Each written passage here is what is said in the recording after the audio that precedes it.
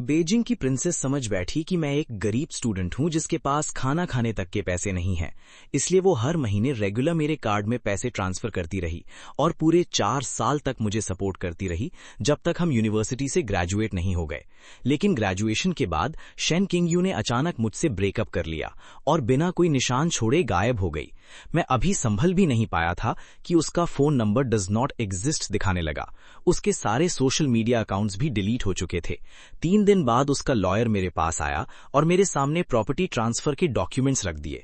उसमें लिखा था कि शेन किंगयू अपनी रिवरसाइड विला और 18 मिलियन युआन की सेविंग्स मुझे गिफ्ट कर रही है ताकि यूनिवर्सिटी के 4 साल के रिलेशनशिप के लिए मेरा शुक्रिया अदा कर सके। तब जाकर मुझे सच का पता चला।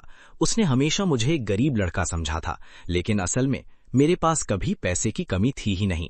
रिलेशनशिप के दौरान मैंने कई बार उससे कहा था कि मेरी फैमिली भी काफी वेल्दी है, लेकिन वो हमेशा कॉन्फिडेंस से कहती थी, तुम चाहे कितने भी रिच हो, मुझसे ज्यादा कभी रिच नहीं हो सकते। मैं भी उस बात को लेकर कभी आर्ग्यू नहीं करता था। आखिर मैं उससे प्यार जो करता था, लेकिन सब कुछ इतना अच्छा चल रहा था, तो फिर उसने अचानक ब्रेकअप क्यों कर लिया? कल तक जो लड़की मुझसे इतना प्यार करती थी, आज अचानक इतनी बदल कैसे गई? मैंने खुद को शांत किया और अपनी फैमिली के कनेक्शंस यूज करके इन्वेस्टिगेशन करवाई। बहुत जल्दी मुझे पूरी सच्चाई पता चल गई। आज ही शेन किंगयू की एंगेजमेंट पेई फैमिली के यंग मास्टर पेई जिंग हिन से होने वाली थी। मैं बिना एक सेकंड वेस्ट किए सीधा एंगेजमेंट वेन्यू की तरफ निकल गया। जैसे ही मैं हॉल के अंदर गया, मैंने स्टेज पर शेन किंगयू को खड़ा देखा। लग्जरी एंगेजमेंट ड्रेस में वो हमेशा की तरह खूबसूरत लग रही थी, एलिगेंट, ग्रेसफुल, लेकिन उसकी आंखों और चेहरे पर बिल्कुल भी खुशी नहीं थी। उसकी भाएं शुरू से ही सिकुड़ी हुई थीं। मुझे तुरंत एहसास हुआ, कहीं उसे जबरदस्ती तो इस एंगेजमेंट के लिए मजबूर नहीं किया गया। तभी भीड़ में से किसी ने जोर से चिल्लाया। अगले ही पल मैंने देखा, पेई जिंग हिन हाथ बढ़ाकर शेन किंगयू को पकड़ने की कोशिश कर रहा था, लेकिन शेन किंगयू इंस्टिंक्टिवली एक कदम पीछे हट गई और उसके टच से बच गई। ये देखते ही पेई जिंग हिन का चेहरा बिगड़ गया। शेन किंगयू इतनी जल्दी अपना प्रॉमिस भूल गई? उसकी बात सुनकर शेन किंगयू का चेहरा सफेद पड़ गया, लेकिन फिर भी उसने दांत भींचकर एक कदम उसकी तरफ बढ़ाया। बस उस एक कदम से ही मुझे समझ आ गया, उसे डेफिनेटली इस आदमी ने थ्रेटन किया है। जैसे ही शेन किंगयू की नजर मुझ पर पड़ी, उसकी आंखों में एक पल के लिए खुशी चमकी, लेकिन अगले ही सेकंड वो गायब भी हो गई। इसी वक्त स्टेज पर खड़ा पेई जिंग हिन गुस्से से मुझे घूरने लगा। साले, मेरी फियांसे को इतनी अपनापन से बुला रहा है। उसकी बात सुनकर मेरा दिल एकदम भारी हो गया।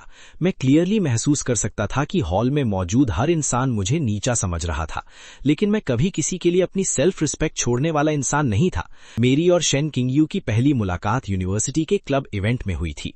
उस वक्त मैं इतना भूखा था कि मजबूरी में रूममेट के स्नैक्स चुराकर खा रहा था। रूममेट मजाक में बोला, एक बार मुझे पापा बोल दे, फिर स्नैक्स खा लेना। ये बस दोस्तों के बीच का मजाक था। मैं भी उस बात को सीरियस नहीं ले रहा था। तभी शेन किंगयू ने ये सीन देख लिया। उसे लगा कि मुझे बुली किया जा रहा है। वो तुरंत मेरे लिए स्टैंड लेते हुए बोली, किसी को इस तरह मजबूर करके अपना खाना मत खिलाओ। उस दिन के बाद मैं पहली ही नजर में उससे प्यार में कड़ बैठा। मैं रोज उसके पीछे घूमता रहता और कुछ ही वक्त में हम ऑफिशियली रिलेशनशिप में आ गए। ये बात पूरी यूनिवर्सिटी में फेमस हो गई। सब लोग कहने लगे कि शेन किंगयू एक हैंडसम पुअर बॉयफ्रेंड को स्पॉन्सर कर रही है। मुझे डर था कि लोग उसका मजाक उड़ाएंगे, इसलिए मैंने उससे सच बताया। एक्चुअली मेरी फैमिली भी बहुत रिच है, लेकिन शेन किंगयू को उस बात से कोई फर्क नहीं पड़ा। हम पूरे 4 साल तक साथ रहे। हमारी लव स्टोरी ड्रामेटिक नहीं थी, लेकिन हर दिन प्यार से भरा हुआ था। इसलिए उसका अचानक ब्रेकअप कर लेना मैं कभी एक्सेप्ट नहीं कर पाया। मैं बस उससे उसकी असली वजह पूछना चाहता था, क्या तुम सिर्फ इस आदमी से शादी करने के लिए मुझसे ब्रेकअप कर रही हो? मेरी बात सुनते ही पेई जिंग हिन ने गुस्से से शेन किंगयू की तरफ देखा। अगले ही पल शेन किंगयू तेज कदमों से मेरी तरफ आई और बिना कुछ सोचे सीधा मेरे गाल पर जोर का थप्पड़ मार दिया। मैंने तुमसे यहां से चले जाने को कहा था, क्या तुम इंसान की बात समझते नहीं हो? मैंने उस थप्पड़ से बचने की बिल्कुल भी कोशिश नहीं की, क्योंकि वो हाई हील्स पहनी हुई थी। मुझे डर था कि अगर उसने ज्यादा फोर्स लगाया तो कहीं गिर ना जाए। मैं खुद पर ही हंस पड़ा। शेन किंगयू किसी और से शादी करने वाली थी और मैं अब भी उसकी फिक्र कर रहा था। क्या मैं वाकई इतना बेवकूफ था? मैंने उसकी आंखों में देखते हुए बोला, तुम बिना कुछ कहे ऐसे कैसे चली गईं? एक एक्सप्लेनेशन तक देना जरूरी नहीं समझा? ये मेरे साथ फेयर नहीं है। शेन किंगयू ने ठंडी आवाज में जवाब दिया, घर और गाड़ी सब तुम्हें दे चुकी हूं, अब और किस फेयरनेस की बात कर रहे हो? लूज एक चैन, हमारे बीच सब खत्म हो चुका है। फिर उसने मेरी तरफ देखते हुए कहा, मैं सिर्फ इसलिए तुम्हारे साथ थी क्योंकि तुम हैंडसम थे और इतने गरीब थे कि तुम्हें कंट्रोल करना आसान था। हमारे जैसे फैमिली में लव और मैरिज अलग अलग चीजें होती हैं। फिर भी इन 4 सालों के लिए थैंक यू, लेकिन मेरा हस्बैंड सिर्फ पेजिंग हैंग ही बन सकता है। अब तुम्हें अपना जवाब मिल गया, अब यहां से चले जाओ। उसकी बात सुनकर मैंने अपनी मुट्ठी कस ली। तो मेरे लिए जो 4 साल प्यार से भरे हुए थे, वो सिर्फ मेरी ही एक तरफा फीलिंग्स थी।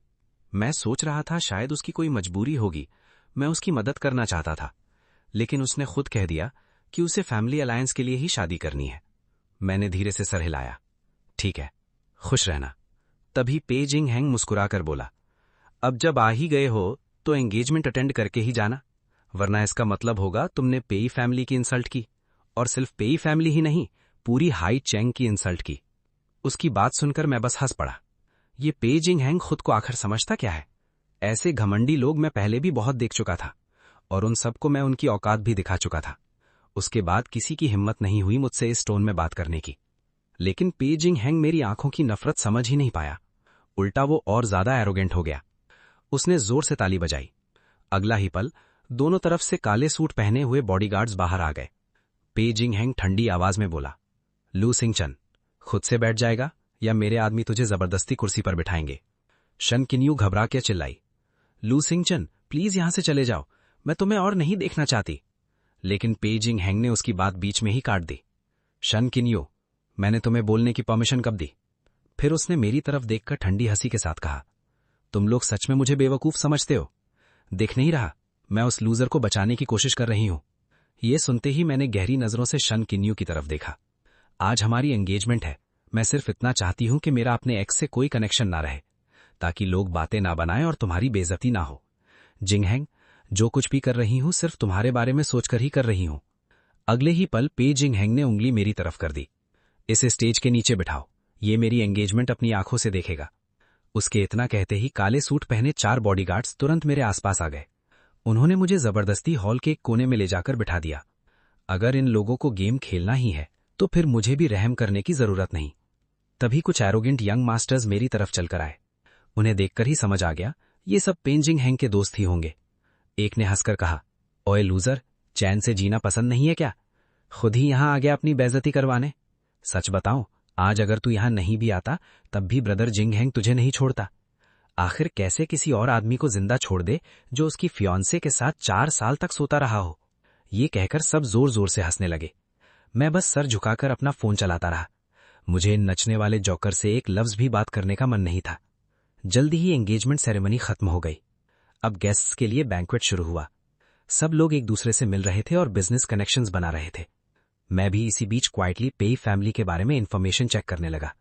सच कहूं तो पेई फैमिली हाईचैंग की सबसे रिच फैमिली जरूर थी, लेकिन उनके पास कोई असली बैकग्राउंड या फाउंडेशन नहीं थी। सीधी बात, वो बस नए नए अमीर बने हुए लोग थे। उनकी फैमिली इतनी जल्दी सिर्फ इसलिए ऊपर आई थी क्योंकि कैपिटल सिटी में उनके कुछ पावरफुल कनेक्शंस थे। उन्हीं कनेक्शंस की वजह से उन्हें हाईचैंग के बड़े बड़े प्रोजेक्ट्स मिले और वही उनकी किस्मत बदल गए। लेकिन इतना सब होने के बाद भी पेई फैमिली कभी भी हाईचैंग के असली एरिस्टोक्रेटिक सर्कल का हिस्सा नहीं बन पाई थी। इसी वजह से उन्हें शन फैमिली जैसे सेकेंड टियर फैमिली के साथ अलायंस करना पड़ा। ये शादी सिर्फ दोनों फैमिलीज के फायदे के लिए थी। पेई फैमिली को अपर क्लास सोसाइटी में एंट्री चाहिए थी और शन फैमिली को पेई फैमिली का पैसा। इसी बीच एक लड़की आकर मेरे पास बैठ गई। उसका चेहरा काफी हद तक शन किन्यू से मिलता जुलता था। उसने धीरे से कहा, मैं शन किन्यू की छोटी बहन हूं। अभी कुछ मत बोलो, बस मेरे साथ चलो। मैंने पूछा, क्या तुम्हारी दीदी ने तुम्हें मेरी हेल्प के लिए भेजा है?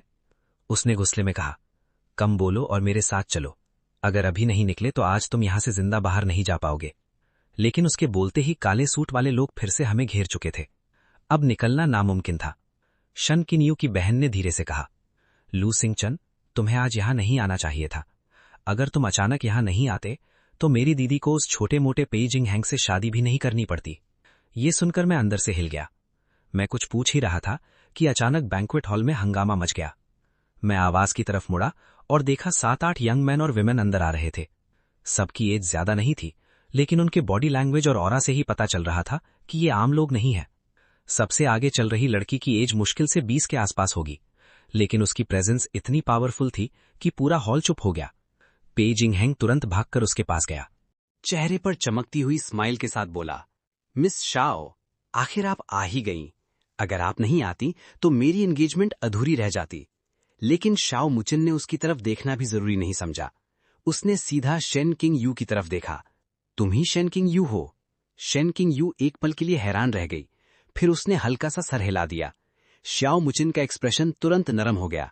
वो मुस्कुराकर बोली, उसने तुम्हें काफी अच्छे से छुपा कर रखा था, वरना हम दोनों की मुलाकात बहुत पहले ही हो जाती।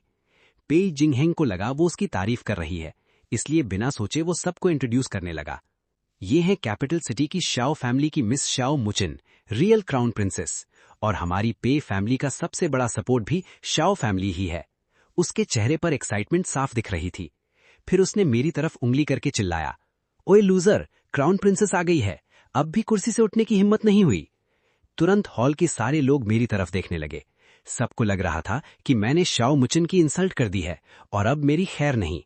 लेकिन मैं आराम से वहीं बैठा रहा। फिर मैंने मुस्कुराकर शाओ मुचिन से पूछा, क्या मुझे सच में खड़े होना चाहिए? ये सुनते ही शाओ मुचिन एक पल के लिए जम सी गई, लेकिन जैसे ही उसने मेरा चेहरा क्लियरली देखा, उसका रंग एकदम उड़ गया। पेई जिंगहेंग को अब भी कुछ समझ नहीं आया। वो चापलूसी करते हुए बोला, मिस शाओ, ये लूजर मेरी फियांसे का एक्स बॉयफ्रेंड है। सीधी बात, एक होपलेस सिंप है। मैं इससे सिर्फ एंटरटेनमेंट के लिए यहाँ रोक कर बैठा हूँ। मेरे पास एक डॉग फार्म भी है। मैं सोच रहा हूँ इसे वहां फेंकवा दूं, शिकार वाले डॉग्स इसे जिंदा खा जाएंगे। ये सुनकर शेन किंग यू और बर्दाश्त नहीं कर पाई। वो गुस्से से बोली, पेई जिंगहेंग, तुमने मुझसे प्रॉमिस किया था, अगर मैं तुमसे शादी कर लूंगी तो तुम लू शिंगचैन को छोड़ दोगे। पेई जिंगहेंग ठंडी हंसी हंसा, तो कौन बोला था इससे खुद चलकर यहां आने को? अब मैं इसे क्यों छोड़ूं? ये सुनकर शेन किंग यू ने उससे और कुछ नहीं कहा। वो सीधा मेरी तरफ चलकर आई। उसने मजबूरी भरी स्माइल के साथ सर हिला दिया। लू शिंगचैन, तुम कब मुझे टेंशन देना बंद करोगे? मैं धीरे से बोला, किंग यू, अब भी मुझे प्रोटेक्ट मत करो। फिर मैंने उसकी आंखों में देखकर कहा, और तुम कब मानोगी कि तुम्हारा आदमी इतना भी कमजोर नहीं है? ये कहकर मैं मुस्कुरा दिया और बिना किसी हिचकिचाहट के मैंने उसे अपनी बाहों में खींच लिया। इस बार शेन किंग यू ने मुझे धक्का नहीं दिया। उसने धीरे से कहा, लू शिंगचैन, मैं अब तुम्हें बचा नहीं सकती। अब सिर्फ एक ही तरीका बचा है, मुझे हॉस्टेज बना लो, तभी तुम्हारे पास यहां से निकलने का चांस होगा। और जो पैसे मैंने तुम्हें दिए हैं, उन्हें लेकर जितना दूर भाग सकते हो भाग जाओ। दोबारा कभी वापस मत आना। बस तुम सेफ रहना। मैं बस बेहबस होकर मुस्कुरा दिया। किंग यू, अब भी तुम मुझ पर यकीन नहीं करती। शायद मैं ही अपनी असली आइडेंटिटी छुपाने में बहुत सक्सेसफुल था। इसी वक्त पेई जिंगहेंग की बॉडीगार्ड्स हमारी तरफ बढ़ने लगे, लेकिन लगभग उसी वक्त बैंक्वेट हॉल के वेटर्स भी अचानक उनके सामने आ गए और देखते ही देखते दोनों ग्रुप्स के बीच जबरदस्त फाइट शुरू हो गई। कुछ ही देर में पेई जिंगहेंग के सारे बॉडीगार्ड्स जमीन पर गिर चुके थे। ये अचानक बदला हुआ सीन देखकर पूरा बैंक्वेट हॉल शॉक में जम गया। मैं सोफे पर आराम से बैठ गया, पैर क्रॉस करके। मेरे पूरे बॉडी से एक ऐसी डोमिनेटिंग ऑरा निकल रही थी कि कोई भी सीधा आंखों में देखने की हिम्मत न कर पाता। पेई जिंगहेंग कुछ देर तक शॉक में खड़ा रहा, फिर गुस्से से मेरी तरफ देखते हुए चिल्लाया, साले, तुझे मरने का शौक है क्या? ये मेरी टेरिटरी है। फिर जैसे उसे अचानक कुछ याद आ गया, वो जोर से हंस पड़ा। समझ गया, तूने शेन किंग यू के दिए हुए पैसे से इन लोगों को हायर किया है ना, सिर्फ मेरी एंगेजमेंट खराब करने के लिए। उसे क्या पता था, मैं बैंक्वेट हॉल में एंटर होने के 1 घंटे पहले ही अपने लोगों से यहाँ के सारे वेटर्स सीक्रेटली रिप्लेस करवा चुका था। पेई जिंगहेंग तुरंत शाओ मुचिन की तरफ मुड़कर बोला, मिस शाओ, मुझे थोड़ी देर के लिए अपने बॉडीगार्ड्स दे दीजिए, मुझे उस गिगोलो को सबक सिखाना है। लेकिन शाओ मुचिन ने उसकी तरफ देखा तक नहीं, उल्टा वो सीधा मेरी तरफ चलकर आई और सबके सामने रिस्पेक्टफुली झुककर बोली, यंग मास्टर लू। मैंने सिर्फ हल्का सा मुस्कुरा दिया, ना मैंने कुछ कहा ना कोई रिएक्शन दिया। लेकिन ये छोटा सा सीन देखते ही पूरा हॉल सन्न रह गया। सब लोगों की आंखें फट गईं। पेई जिंगहेंग भी घबरा गया। वो तुरंत शाओ मुचिन के पास भागकर बोला, मिस शाओ, आप ये क्या कर रही हैं? अगले ही सेकंड थपाड़, शाओ मुचिन ने सीधा उसके मुंह पर जोर का थप्पड़ जड़ दिया। पेई जिंगहेंग, तेरी इतनी हिम्मत, तू यंग मास्टर लू की वुमेन को छीनने की कोशिश कर रहा है। मैं आज यहां सिर्फ तुझे डील करने आई हूं। पेई जिंगहेंग का दिमाग ही घूम गया। यंग मास्टर लू, आपको कोई गलतफहमी हुई है, ये तो बस एक गरीब गिगोलो है। शाओ मुचिन ने ठंडी नजरों से उसकी तरफ देखा। गिगोलो? बकवास बनकर, कैपिटल सिटी की लू फैमिली का नाम भी नहीं सुना। ये सुनते ही पेई जिंगहेंग का चेहरा सफेद पड़ गया। हॉल में लोग धीरे धीरे बातें करने लगे। लू फैमिली? कौन सी लू फैमिली? बहुत पावरफुल है क्या? किसी ने धीरे से जवाब दिया, तुम लोगों को कैपिटल सिटी की लू फैमिली भी नहीं पता? वो दुनिया की सबसे पावरफुल हिडन कैपिटलिस्ट फैमिलीज में से एक है। ग्लोबल कोर टेक्नोलॉजीज का आधा कंट्रोल उनके पास है। इंडस्ट्रियल सप्लाई चेन से लेकर इंटरनेशनल बिजनेस रूल्स तक कई इंडस्ट्रीज के रूल्स भी उनकी मर्जी देखकर बनते हैं। उनके पास सिर्फ पैसा ही नहीं, पावर भी है। ये सब सुनकर हॉल में हर कोई शॉक में था। किसी ने धीरे से कहा, शेन किंग यू पागल है क्या? इतना पावरफुल बॉयफ्रेंड होते हुए भी पेई जिंग हैंग से डर गई। सबकी बातें सुनते ही शेन किंग यू का एक्सप्रेशन और भी कॉम्प्लिकेटेड हो गया। वो बस मुझे देखते ही रह गई। उसे अब भी यकीन नहीं हो रहा था। मैं भी हेल्पलेस होकर मुस्कुरा दिया। किंग यू, मैंने तुमसे कितनी बार कहा था, मेरी फैमिली भी बहुत रिच है, लेकिन तुमने कभी बिलीव ही नहीं किया। मुझे लगा कोई फर्क नहीं पड़ता, वैसे भी शादी के बाद सब पता चल ही जाता, लेकिन तुम इतनी स्टूपिड निकलोगी, सिर्फ मुझे बचाने के लिए इस सुअर के सामने खुद को सैक्रिफाइस कर दोगी। ये सुनते ही शेन किंग यू की आंखों से आंसू निकल पड़े। वो हंसते हंसते रो पड़ी। मैं उसके पास गया और धीरे से बोला, जरा सोचो तो सही, तुम इतनी ब्यूटीफुल हो, फैमिली बैकग्राउंड भी अच्छा है, फिर भी पूरे कॉलेज के 4 साल किसी लड़के ने तुम्हें प्रपोज तक क्यों नहीं किया? शेन किंग यू ने हैरानी से पूछा, क्या ये सब तुमने करवाया था? लेकिन शाओ मूचन ने तो अभी कहा कि तुमने मुझे बहुत अच्छे से छुपा कर रखा था। मैं मुस्कुला दिया। सब लोग तुम्हारे एग्जिस्टेंस के बारे में जानते थे, लेकिन मेरी परमिशन के बिना किसी की हिम्मत नहीं थी तुम्हारे पास आने की। और जो भी तुम्हें परस्यू करना चाहता था, मेरे लोग पहले ही उसे पोलाइटली समझा देते थे। शेन किंग यू फिर हैरान होकर बोली, तो जिस विला में हम रहते थे वो भी तुम्हारा था? मैंने सिर हिलाकर बोला, हाँ, और वहां के सारे सर्वेंट्स एक्चुअली मेरे बॉडीगार्ड्स थे, जो सर्वेंट्स बनकर रह रहे थे। यहां तक कि तुम्हारी बेस्ट फ्रेंड भी बचपन से मेरे साथ पढ़ने वाली मेरी ही दोस्त थी। मैं हल्की सी सांस लेकर बोला, मैं तुम्हें सच बताना चाहता था, लेकिन मुझे पता था तुम बिलीव नहीं करोगी, और मुझे ये भी डर था कि तुम प्रेशर फील करोगी। अगर पहले ही सब बता देता तो आज तुम्हें पेई जिंग हैंग से थ्रेटन नहीं होना पड़ता। वैसे भी मैंने शेन फैमिली को कभी सीरियसली इन्वेस्टिगेट ही नहीं किया, इसलिए पेई जिंग हैंग जैसे लोगों को मौका मिल गया। तुम लोग सिर्फ शेन फैमिली को दोबारा ऊपर लाना चाहते थे ना? हमारी लू फैमिली के लिए ये सिर्फ एक सेंटेंस बोलने जितनी छोटी बात है। ये कहकर मैं सीधा पेई जिंग हैंग की तरफ मुड़ गया। मेरी आवाज बिल्कुल ठंडी थी, लेकिन उसमें इतना प्रेशर था कि उसकी सांसें रुक गईं। यंग मास्टर पे, आप काफी एरोगेंट हैं। पेई जिंग हैंग तुरंत घुटनों के बल गिर गया, रोते हुए बार बार सिर जमीन पर मारने लगा। यंग मास्टर लू, मुझे माफ कर दीजिए, मुझे आपकी असली आइडेंटिटी का बिल्कुल पता नहीं था। अगर पहले पता होता तो 10 क्या 100 हिम्मत भी होती तो मैं कभी आपसे पंगा नहीं लेता। मैं उसे इग्नोर करके शेन किंग यू की तरफ देखा। उसने तुम्हारे साथ कुछ किया तो नहीं? शेन किंग यू ने धीरे से सिर हिला दिया। उस रात जब मैंने तुम्हें सुलाया था, उसके बाद सुबह जल्दी मुझे यहां एंगेजमेंट के लिए आना पड़ा, लेकिन पेई जिंग हैंग मेरी उंगली तक नहीं छू सका। मैंने चुपचाप सिर हिला दिया। ठीक है।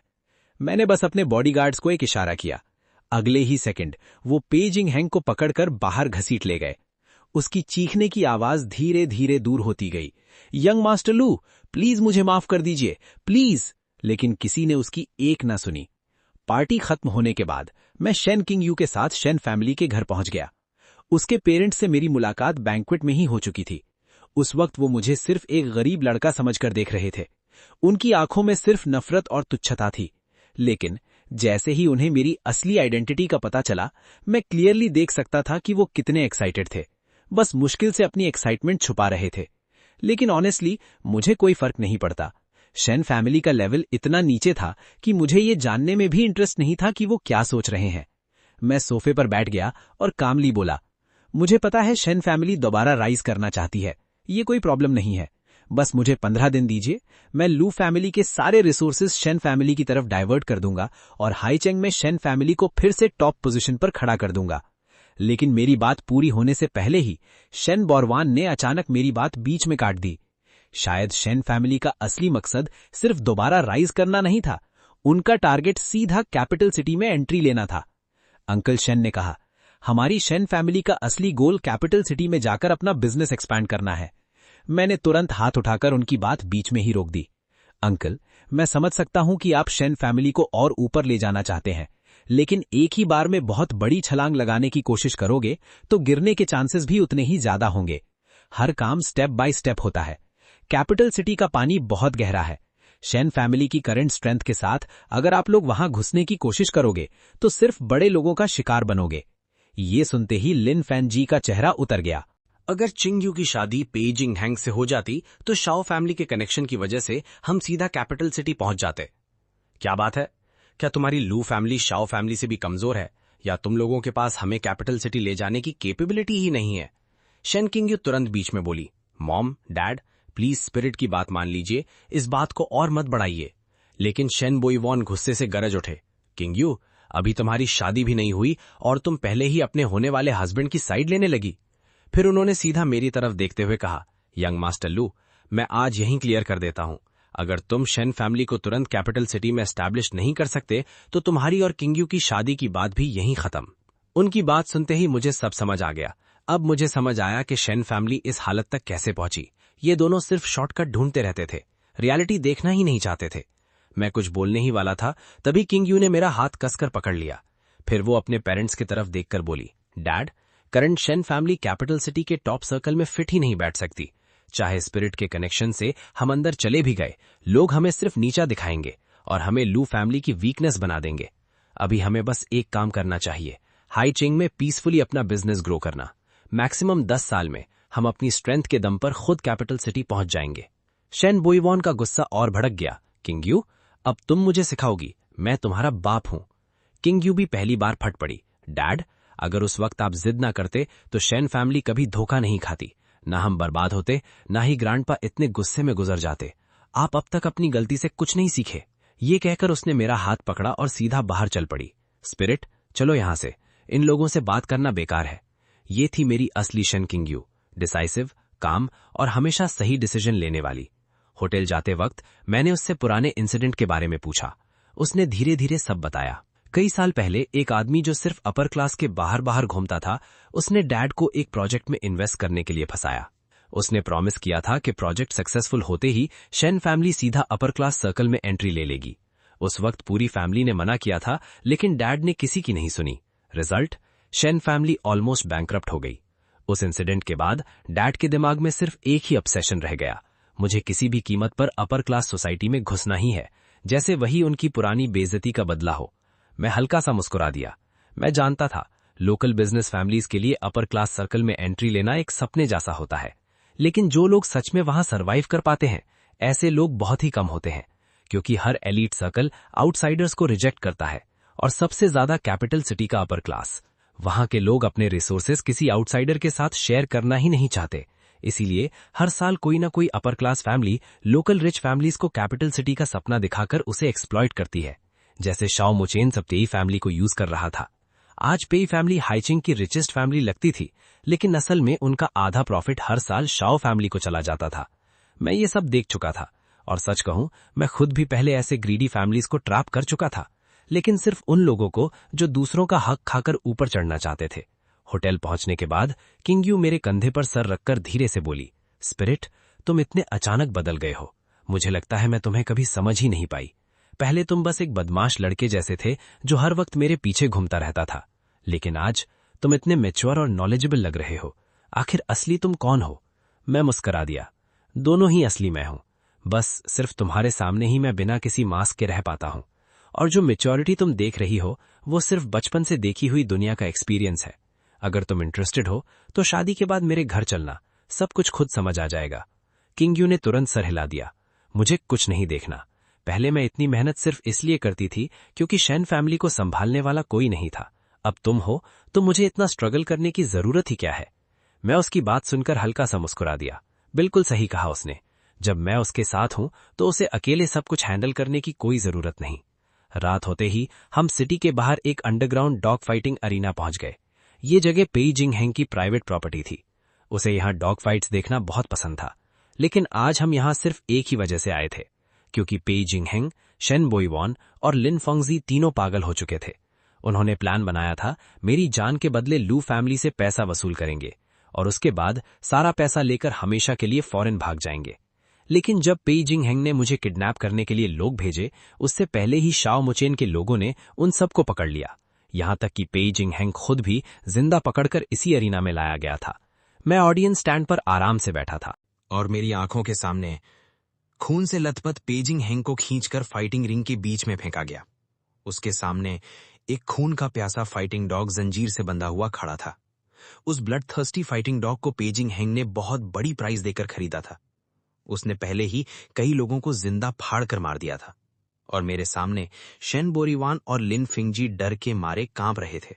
सच कहूं, मैंने कभी नहीं सोचा था कि ये दोनों इतने बेवकूफ निकलेंगे कि मुझे किडनैप करने की प्लानिंग तक कर डालेंगे। शेन किंगयू का तो बुरा हाल था। उसका पूरा बदन कांप रहा था। उसने गुस्से में अपने पेरेंट्स से पूछा, डैड, मॉम, आखिर आप दोनों सोच क्या रहे थे? मान लो आप स्पिरिट को किडनैप कर भी लेते और उसकी वजह से शेन फैमिली कैपिटल सिटी के टॉप सर्कल में पहुंच भी जाती, तो उसके बाद लू फैमिली आप लोगों को छोड़ देती क्या? लेकिन शेन बोरीवान ने बिना डरे जवाब दिया, डरने की क्या बात है, तब तक सब कुछ हो चुका होगा। शेन फैमिली अपर क्लास बन चुकी होगी और किंग यू भी लू फैमिली की बहू होगी। क्या लू फैमिली वाकई हमें खत्म कर देगी? मैंने ठंडी नजर से उन्हें देखते हुए बोला, लगता है आप लोग अभी तक असली अपर क्लास के रूल समझे ही नहीं। अगर किसी ने मेरी जान को थ्रेट दिया तो मेरे पेरेंट्स मेरी मर्जी का वेट भी नहीं करेंगे। वो सीधा शेन फैमिली को दुनिया से मिटा देंगे और उसमें किंग यू भी शामिल होगी। ये बात सुनते ही सबका चेहरा सफेद पड़ गया। मैं आगे बोला, सुनने में एक क्रूएल लग सकता है, लेकिन इलीट फैमिलीज इसी तरह सरवाइव करती हैं। लू फैमिली कभी भी अपने फ्यूचर के लिए कोई रिस्क जिंदा नहीं छोड़ती। तभी दूर से स्पेशल फोर्सेस की गाड़ियां आ गईं। अगले ही पल शेन बोरीवान की चीखें अचानक बंद हो गईं। मैं नहीं चाहता था कि किंग यू ये सब देखे। मैंने उसका हाथ पकड़ा और उसे बाहर ले गया। शेन बोरीवान और लिन फिंगजी भी पीछे आने लगे, लेकिन मैंने उन्हें रोक दिया। मैं ठंडी आवाज में बोला, तुम दोनों यहीं रुकोगे और आंखें खोलकर सब देखोगे। उसके बाद इस पूरे इंसिडेंट पर 10,000 वर्ड्स की रिपोर्ट लिखकर मुझे देना। अगर रिपोर्ट मुझे सेटिस्फाई नहीं हुई तो दोबारा यहीं बैठकर देखना। वैसे भी पे फैमिली के अभी बहुत से लोग बाकी हैं। उन्हें भी समझना चाहिए कि लू फैमिली से टकराना कितना महंगा पड़ता है। मुझे लगा था इस इंसिडेंट के बाद शेन बोरीवान और लिन फिंगजी सुधर जाएंगे और पे फैमिली की बची कुछ ही पावर भी खत्म हो जाएगी, लेकिन मैंने उनकी ग्रीड और स्टुपिडिटी को बहुत कम समझा था। 3 दिन बाद श्याओ मूचन एक इन्वेस्टिगेशन रिपोर्ट लेकर मेरे पास आया। उस रिपोर्ट ने मुझे भी थोड़ा सरप्राइज कर दिया। पेजिंग हेंग का एक दूर का मामा था जो साउथ चाइना के अंडरग्राउंड ब्लैक मार्केट से अमीर बना था। उसके पास बहुत सारे डेंजरस क्रिमिनल्स थे और अंडरवर्ल्ड में उसकी अच्छी खासी पावर थी। मरने से पहले पेजिंग हेंग ने उससे हेल्प के लिए मैसेज भेज दिया था। उसने लिखा था कि उसे बुरी तरह से बुली किया जा रहा है। अब वो मामा अपने आदमियों के साथ हैचिंग आ रहा था, सिर्फ पेजिंग हेंग का बदला लेने के लिए। लेकिन रिपोर्ट का सबसे शॉकिंग पार्ट अभी बाकी था। शेन बोरीवान चुपके से पेजिंग हेंग के उसी मामा से कांटेक्ट में था। उसने मेरा डेली शेड्यूल, मेरी मूवमेंट, सब कुछ उसके हवाले कर दिया था और प्रॉमिस भी किया था, बस लू तियान शेन को कंट्रोल कर लो, रिवॉर्ड के तौर पर शेन फैमिली अपनी आधी प्रॉपर्टी तुम्हें दे देगी। इतना ही नहीं, शेन बोरीवान ने खुद ऑफर दिया था कि हैचिंग में वो उनका कवर भी बनेगा। रिपोर्ट पढ़कर मेरे होठों पर ठंडी मुस्कान आ गई। लगता है इन लोगों को सीधी बात समझ ही नहीं आती। अब इन्हें असली सबक सिखाना पड़ेगा।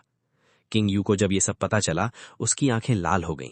उसने धीरे से कहा, स्पिरिट, आई एम सॉरी, मेरे पेरेंट्स बहुत ज्यादा हद पार कर चुके हैं। मैंने उसका हाथ पकड़कर कहा, यह तुम्हारी गलती नहीं है, गलती उनकी है, और जब वो खेलना ही चाहते हैं तो मैं भी उनके साथ लास्ट तक खेलूंगा। मैंने श्याओ मूचन को रोक दिया, तुम्हें पर्सनली कुछ करने की जरूरत नहीं, बस लोकल अथॉरिटीज को एविडेंस दे दो। पेजिंग हेंग के मामा ने सालों से जो इलीगल बिजनेसेस चलाए थे, उनमें से एक भी केस उसकी पूरी जिंदगी जेल में बिताने के लिए काफी था। ऐसे छोटे लोगों से डील करने के लिए मुझे खुद हाथ गंदा करने की जरूरत ही नहीं थी। जैसे ही वो हैचिंग की बॉर्डर में घुसा, पुलिस पहले से ही उसका इंतजार कर रही थी। उसके सारे आर्म्ड मैन एक भी गोली चलाए बिना पकड़ लिए गए। सबको जमीन पर गिराकर हथकड़ी पहना दी गई। उसके सारे अंडरग्राउंड बिजनेसेस भी एक साथ सीज कर लिए गए और उसकी पूरी प्रॉपर्टी गवर्नमेंट ने कॉन्फिस्केट कर ली। उधर शेन बोरीवान बोर्ड मीटिंग में था। जैसे ही उसे ये खबर मिली, वो सीधा फ्लोर पर गिर गया। काफी देर तक खड़ा भी नहीं हो पाया। बोर्ड मीटिंग वहीं कैंसिल करनी पड़ी। लिन फिंगजी तो ये सुनते ही बेहोश हो गई। होश आते ही वो सीधा मेरे होटल भागी। होटल के बाहर घुटनों के बल गिरकर रोने लगी और बार बार मेरा नाम लेकर माफी मांगती रही। होटल के बाहर भीड़ जमा हो गई। सब लोग तमाशा देखने लगे। मैं होटल की टॉप फ्लोर से ग्लास विंडो के पास खड़ा था। नीचे उसकी हालत देख रहा था, लेकिन मेरे चेहरे पर जरा सा भी इमोशन नहीं था। मैंने बॉडीगार्ड को नीचे भेजा। उसने जाकर सिर्फ इतना कहा, यंग मास्टर लू का मैसेज है, आप जैसे लोग जो गलती करके भी कभी नहीं सुधरते, उन्हें यंग मास्टर से मिलने का कोई हक नहीं। और याद रखिएगा, ये तो बस शुरुआत है। अगर दोबारा यंग मास्टर या मिस शेन को परेशान किया तो आप इस दुनिया से गायब कर दिए जाओगे। ये सुनते ही लिन फेंगजी डर के मारे उठ खड़ी हुई और बिना पीछे देखे भाग गई। थोड़ी ही देर में होटल के बाहर जमा सारी भीड़ भी चली गई, लेकिन शेन फैमिली की बदनामी पूरे हाईचेंग के अपर क्लास में फैल चुकी थी। एक के बाद एक कंपनीज ने शेन फैमिली के साथ पार्टनरशिप तोड़ दी। उनके शेयर्स गिरते ही चले गए और कंपनी बैंकरप्सी के किनारे पहुंच गई। मुझे लगा था अब शायद शेन बोयुआन और लिन फेंगजी सुधर जाएंगे, लेकिन मैं फिर गलत साबित हुआ।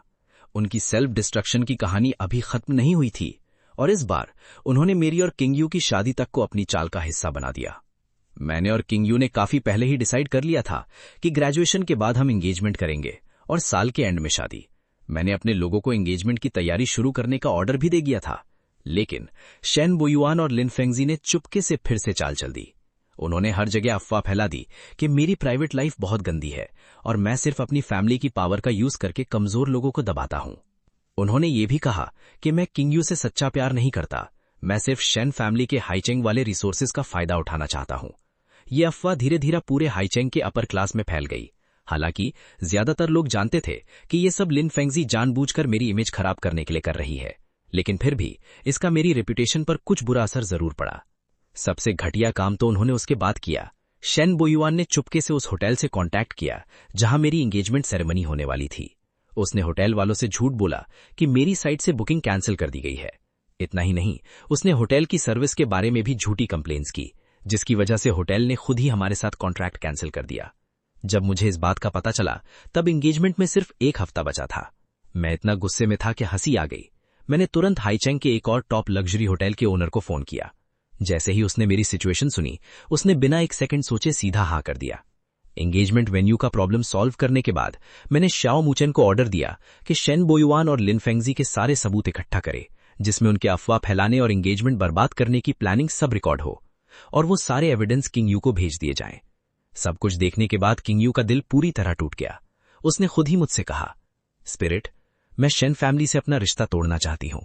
मैं उसकी तरफ देखकर धीरे से बोला, किंग यू, इतनी जल्दी डिसीजन लेने की जरूरत नहीं है। पहले सामने वाली प्रॉब्लम सॉल्व कर लेते हैं, उसके बाद आराम से डिसाइड करना। मैं जानता था उसके दिल में अभी भी अपने पेरेंट्स के लिए फीलिंग्स बाकी थीं। आखिर उन्होंने ही उसे पैदा किया था, उसकी परवरिश की थी। मैं नहीं चाहता था कि मेरी वजह से उसे और तकलीफ हो। लेकिन शेन बोयुआन और लिन फेंगजी ने जो कुछ किया था वो मेरी लास्ट लिमिट क्रॉस कर चुका था। मैं उन्हें दोबारा कोई चांस देने वाला नहीं था। एक हफ्ते बाद मेरी और किंग यू की एंगेजमेंट सेरेमनी फाइनली शांति से हो गई। पूरा होटल रोशनियों से जगमगा रहा था। हर तरफ से हमें ब्लेसिंग्स मिल रही थीं। शेन बोयुआन और लिन फेंगजी को इनविटेशन नहीं दिया गया था, फिर भी दोनों बेशर्म बनकर होटल के गेट पर आ गई। लिन फेंगजी जमीन पर लेटकर रोना धोना शुरू कर दिया। वो चिल्लाने लगी, इसने मेरी बेटी मुझसे छीन ली। उधर शेन बोयुआन भी खड़ा होकर मुझे गाली देने लगा। वो चिल्लाया कि मैंने शेन फैमिली को बर्बाद कर दिया और फिर एंगेजमेंट को बिगाड़ने के लिए अंदर घुसने की कोशिश की। लेकिन मैंने पहले ही अंदाजा लगा लिया था कि ये लोग जरूर आएंगे, इसीलिए होटल के एंट्रेंस पर पहले से ही बॉडीगार्ड्स तैनात थे। जैसे ही दोनों ने हंगामा किया, बॉडीगार्ड्स तुरंत आगे बढ़े और उन्हें पकड़कर होटल के साइड वाली एक छोटी गली में ले आए। मैंने बॉडीगार्ड से कहा, मेरा मैसेज उन तक पहुंचा दे। यंग मास्टर लू ने कहा है, अगर दोबारा तमाशा किया तो सिर्फ यहां से निकाला नहीं जाएगा, सीधा जेल भेज दिया जाएगा, या फिर तुम दोनों हमेशा के लिए गायब कर दिए जाओगे। ये सुनते ही शेन बोयुआन और लिन फेंगजी के चेहरे का रंग उड़ गया। दोनों चुपचाप बेइज्जती के साथ वहां से चले गए। एंगेजमेंट सेरेमनी खत्म होने के बाद मैं मुस्कुराकर किंग यू से बोला, ग्रेजुएशन के बाद चलो पूरी दुनिया घूमने चलते हैं। किंग यू के चेहरे पर खुशी की चमक आ गई। उसने बिना सोचे तुरंत सिर हिला दिया। हम दोनों ग्रेजुएशन ट्रिप की प्लानिंग करने लगे। हम चाहते थे कि ग्रेजुएशन के बाद पूरी दुनिया साथ में ट्रैवल करें, लेकिन हम अभी प्रॉपर प्लान भी नहीं बना पाए थे कि शाओ मुचेन एक और बुरी खबर लेकर आ गया। पता नहीं लिन फेंगजी ने कौन सा घटिया तरीका यूज किया, लेकिन उसने किसी तरह कैपिटल सिटी की हुओ फैमिली से कांटेक्ट कर लिया। हुओ फैमिली भी अपर क्लास की टॉप फैमिलीज में से एक थी। उनका बिजनेस कई इंडस्ट्रीज में फैला हुआ था और उनकी स्ट्रेंथ को कभी हल्का नहीं समझा जा सकता था। हाँ, कोर टेक्नोलॉजी और ग्लोबल इन्फ्लुएंस के मामले में वो अभी भी लू फैमिली से एक लेवल नीचे थे। कई सालों से वो लू फैमिली को अपना सबसे बड़ा कॉम्पिटिटर मानते आए थे और हमेशा हमें नीचा दिखाने की कोशिश करते रहते थे। बिजनेस में भी वो चुपके से हमारे रास्ते में प्रॉब्लम्स क्रिएट करते थे। मुझे गिराने के लिए लिन फेंगजी ने लू फैमिली के कुछ बिजनेस सीक्रेट्स भी हुओ फैमिली को दे दिए। उसने मेरी और किंग यू की रिलेशनशिप की कहानी को भी तोड़ मरोड़ कर सुनाया। उसने हो फैमिली के ओल्ड मास्टर से कहा कि मैं एक औरत के लिए फैमिली के इंटरेस्ट्स को इग्नोर कर रहा हूं और एक दिन मेरी वजह से लू फैमिली बर्बाद हो जाएगी। उसने हो फैमिली को भी भड़काया ताकि वो मेरे और लू फैमिली के बीच दरार डाल सकें और मौका देखकर हम पर अटैक कर सकें।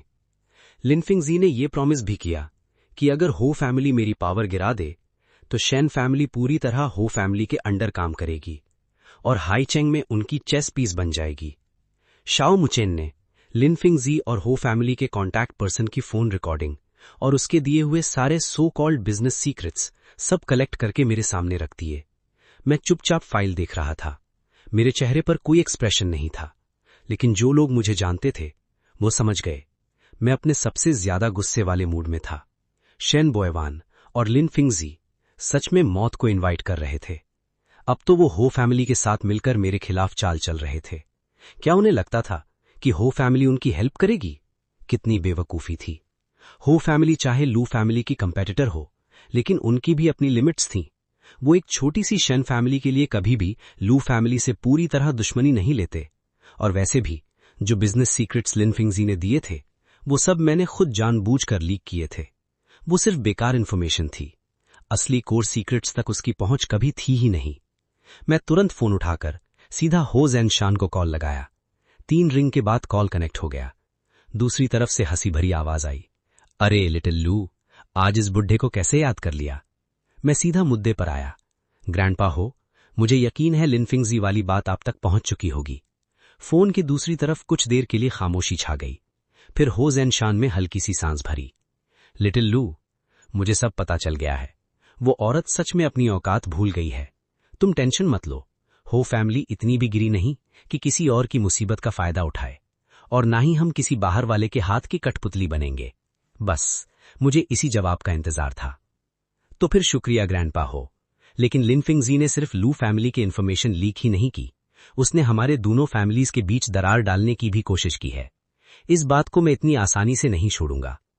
हो ज़ेनशान ने बिना झिझके जवाब दिया, बिल्कुल सही। गलती शेन फैमिली की है। तुम्हें जैसे ठीक लगे वैसे उन्हें हैंडल करो। हो फैमिली इस मामले में कभी इंटरफेयर नहीं करेगी। कॉल कट करने के बाद मैंने अपनी कनपटी दबाई। फिर शाओ मुचेन की तरफ देखकर बोला, नीचे ऑर्डर पास कर दो। शेन फैमिली की हर प्रॉपर्टी एक्वायर कर लो, चाहे शेयर्स हो या फिजिकल एसेट्स। एक भी चीज बचनी नहीं चाहिए। मैं चाहता हूं शेन फैमिली का नाम हाईचेंग से हमेशा के लिए मिट जाना चाहिए। शाओ मुचेन की आंखों में ठंडी चमक आ गई। जी योंग मास्टर लू, मैं अभी अरेंजमेंट करता हूं। लू फैमिली की स्ट्रेंथ शेन फैमिली जैसे लोगों के बस की बात थी ही नहीं। सिर्फ 3 दिन के अंदर शेन फैमिली के लगभग सारे बिजनेसेस हमने खरीद लिए। जो थोड़े बहुत एसेट्स बचे थे, कैश फ्लो टूटने की वजह से वो भी बैंक्रप्सी में चले गए। सिर्फ एक रात में शेन फैमिली वाले बिल्कुल कंगाल हो गए और ऊपर से उनके सर पर करोड़ों का कर्ज आ गया। क्रेडिटर्स ने उनका जीना हराम कर दिया। मजबूर होकर दोनों मेरी कंपनी के नीचे आकर हंगामा करने लगे, लेकिन इस बार मैंने उन पर बिल्कुल भी रहम नहीं किया। मैंने सीधा बॉडीगार्ड्स को ऑर्डर दिया कि दोनों को पुलिस स्टेशन ले जाओ। चार्जेस थे पब्लिक डिस्टर्बेंस और कमर्शियल फ्रॉड। मैंने ऑफिशियली उनके खिलाफ केस फाइल कर दिया। कोर्ट ने भी बहुत जल्दी डिसीजन सुना दिया। कमर्शियल फ्रॉड के केस में शेन बोएवान को 5 साल की जेल हुई और लिनफिंगजी को 3 साल की। उनकी सारी प्रॉपर्टीज कर्ज चुकाने के लिए सीज कर ली गईं। किंगयू को जब कोर्ट का डिसीजन पता चला तो उसने कुछ नहीं कहा। वो बस चुपचाप मेरे सीने से लग गई। मैंने धीरे से उसकी पीठ थपथपाई। मैं जानता हूं तुम्हारे लिए ये सब एक्सेप्ट करना आसान नहीं है, लेकिन ये सब शेन बोएवान और लिनफिंगजी ने खुद किया है। इसमें किसी और की गलती नहीं है। अब से मैं हमेशा तुम्हारे साथ रहूंगा। किंगयू ने आंसुओं से भरी आंखों से मेरी तरफ देखा, फिर धीरे से सिर हिला दिया। हां, मुझे तुम पर भरोसा है। जब शेन फैमिली के बर्बाद होने की खबर पूरे हाईचेंग में फैल गई, मैंने जरा भी सिंपैथी नहीं दिखाई। उनके नाम पर बची हुई सारी सीक्रेट प्रॉपर्टीज भी फ्रीज करवा दी। शेन बोएवान और लिनफिंगजी के नाम पर 1 रुपया नहीं छोड़ा, जेल के अंदर उनके खर्च के लिए भी नहीं। मैंने स्पेशली पुलिस डिपार्टमेंट को भी मैसेज भेज दिया, इन दोनों की अच्छी तरह रिफॉर्मेशन करना। इन्हें किसी भी तरह का स्पेशल ट्रीटमेंट नहीं मिलना चाहिए। और जो लोग पहले शेन फैमिली के साथ मिले हुए थे, मैंने उन्हें भी नहीं छोड़ा। शाओ लोचिन पर्सनली टीम लेकर गया और एक एक करके सबका हिसाब चुकता कर दिया। कोई बैंकरप्ट होकर हाईचेंग छोड़ गया और कोई जेल में जाकर शेन बोएवान और लिनफिंगजी का साथी बन गया। पूरा हाईचेंग बिजनेस वर्ल्ड मैंने एक ही बार में साफ कर दिया। अब किसी की हिम्मत नहीं थी जो लू फैमिली की अथॉरिटी को चैलेंज कर सके। यहां तक कि कैपिटल सिटी के हुओ फैमिली ने भी खुद कांटेक्ट किया। उन्होंने वॉलंटरीली अपने मार्केट शेयर का एक हिस्सा छोड़ने की ऑफर दी, सिर्फ इसलिए ताकि लू फैमिली के साथ शांति बनी रहे। मैंने ना उनका ऑफर एक्सेप्ट किया न रिजेक्ट। मैंने सिर्फ श्याओ मूचन से एक कहा कि उन्हें मेरा एक मैसेज पहुंचा दो। हाईचेंग लू फैमिली का टेरिटरी है, यहां के रूल्स सिर्फ मैं बनाता हूं। जो भी लाइन क्रॉस करेगा उसका अंजाम शेन फैमिली जैसा ही होगा।